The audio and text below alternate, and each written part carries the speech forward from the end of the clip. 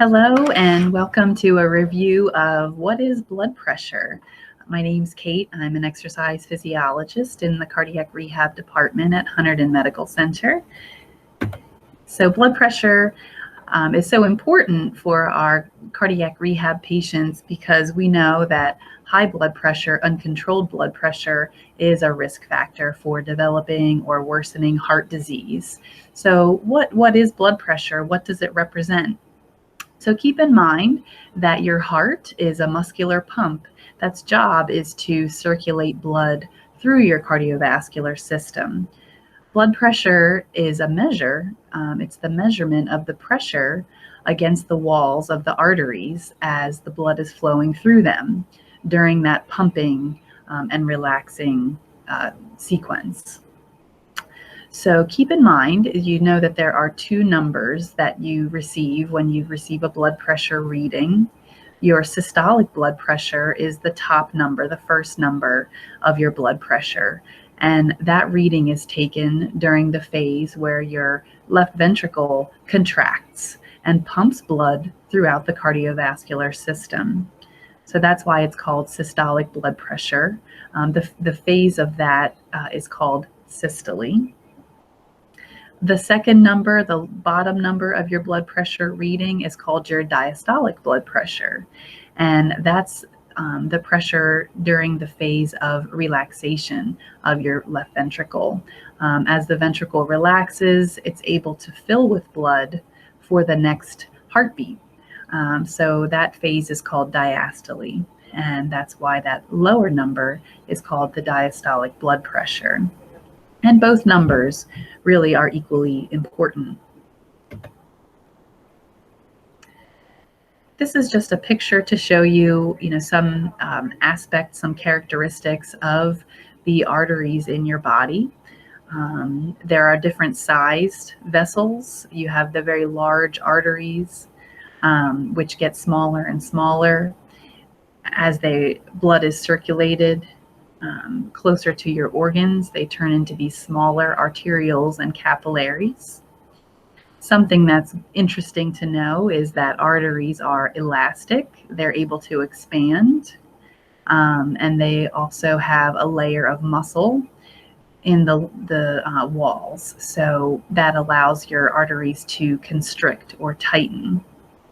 And this tightening or constricting and relaxing or dilating can change, very frequently throughout the day and respond to certain things as emotions, your exercise, if you're well rested or sleeping, or relaxing.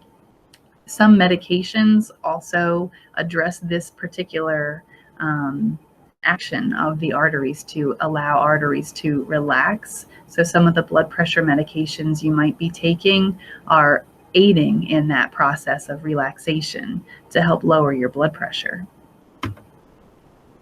So when you exercise, what should we expect from your blood pressure reading?